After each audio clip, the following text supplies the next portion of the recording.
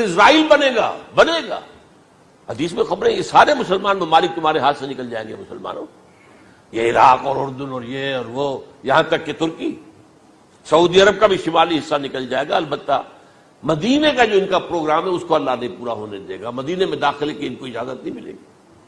بہرحال یہ سارا کچھ ہونے والا ہے۔ وہ وقت بھی آنے والا ہے کہ حضور کی ایک حدیث کے مطابق ایک شخص کے 1000 بیٹے ہوں گے تو 999 ختم ہو جائیں گے، ایک بچے گا۔ یہ وقت بھی آنے والا ہے کہ حضور فرماتے ہیں اتنی بڑی جنگ ہوگی، اتنی خوریزی ہوگی کہ پوری زمین اٹ جائے گی لاشوں سے۔ تو پرندہ جو ہے کوئی، ایک تو پرندے ہوتے ہیں کہ جو مردار خور ہے، گدھ ہے، وہ تو بڑی خوشی سے اتریں گے، تناول فرمائیں گے لاشوں کو۔ اسی طریقے سے کوے ہیں، چیلے ہیں، لیکن جو نفاست پسند پرندے ہیں وہ لاش کے اوپر اترنا نہیں چاہتے۔ تو ایک پرندہ اڑتا چلا جائے گا، اسے کہیں زمین پر اترنے کی جگہ نہیں ملے گی، لاشیں ہی لاشیں ہوں گی، یہاں تک کہ وہ تھک ہار کر اس کی جو ہے پر جواب دے جائیں گے، گرے گا تو لاش پر گرے گا۔ یہ وقت آنے والا، اور یہ یہودیوں کے ہاتھوں، یا یہودیوں کے جو سپورٹرز ہیں اس وقت، جو ان کے ہاتھ میں آلہ کار ہیں، ان کے ہاتھوں آنا ہے۔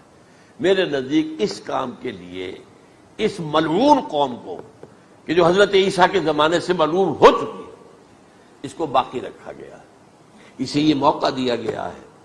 اس نے اسرائیل بنا لیا ہے، تقریباً 2000 سال کے بعد وہ دوبارہ آ کر آباد ہوئے اس سرزمین میں جہاں سے نکال دیے گئے تھے 70 عیسوی کے اندر۔ یہ سارا کچھ کیوں ہو رہا ہے؟ ان کا یہ استثناء کیوں کیا گیا؟ یہ بڑی تلخ بات ہے، یہ یاد کر لیجیے۔ کیونکہ یا تو قوم اسی وقت ہلاک کر دی جاتی، جیسا کہ ہوا قوم نوح، قوم ہود، قوم عاد، قوم ثمود، قوم شعیب، یہ ہوا کہ نہیں ہوا؟ اور سدوم اور عمورہ کی بستیاں جہاں حضرت لوط بھیجے گئے، اور آل فرعون جو ہلاک کیے گئے، یا تو پوری قوم ہلاک کی جاتی؟ نہیں، یہ یوں سمجھیے کہ اس پورے معاملے کو درمیان میں سے ایک وقفہ دے دیا گیا، حضرت عیسیٰ کو اٹھا لیا گیا، اور حضرت عیسیٰ دوبارہ آئیں گے۔ یہ کیوں کیا گیا؟ اب اس میں بڑی تلخ بات آپ سے کہہ رہا ہوں، یہ آپ کے لیے قبول کرنا آسان نہیں، حلق سے نیچے اٹھنے کی مشکل سے۔ اس قوم کو زندہ رکھا گیا ہے جو ملعون اور مغضوب علیہم قوم ہے۔ سب سورہ فاتحہ میں مفسرین لکھتے ہیں ضالین، یہ نصارہ ہیں، اور مغضوب علیہم یہ یہودی ہیں۔ اور قرآن کہتا ہے لعن الذین کفروا من اہل الکتاب علی لسان داؤد وعیسی ابن مریم، لعنت کی گئی ایک ملعون اور مغضوب قوم کے ہاتھوں آخری امت محمد، اور اس کا بھی بہترین حصہ، اس پر عذاب ان کے ہاتھوں آئے گا۔ عربوں پر عذاب یہودیوں کے ہاتھوں، اس لیے ان کو بچایا گیا۔ یہ میں نے کئی دفعہ واقعہ سنایا، مولانا اسلائی صاحب بتایا کرتے تھے، کیونکہ وہ راجپوت تھے، یو پی کے راجپوت، مشرقی حصے کے، کہ ہمارے ہاں کوئی نوجوان اگر کوئی بڑی گری ہوئی حرکت کرتا تھا تو اس کے سر پر چمار کے ذریعے، چمار کے ہاتھوں جوتا لگوایا جاتا تھا۔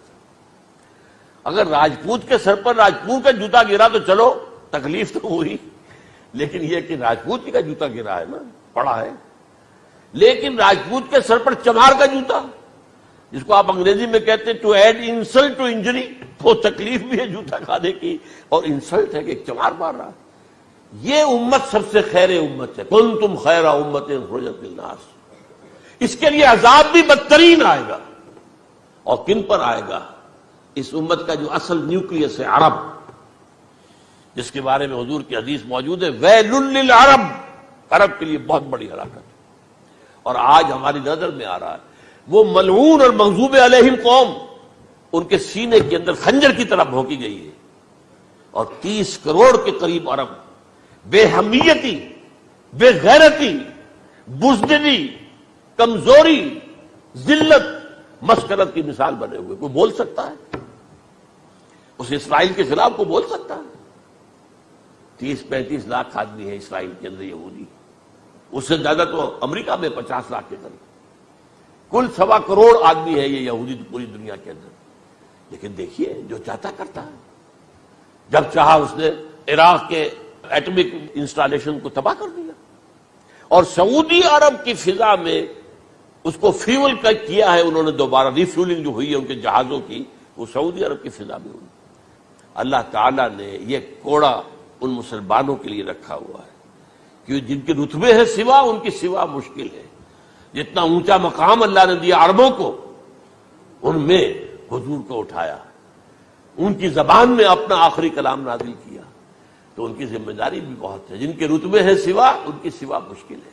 یہ ہے میرے نزدیک واللہ اعلم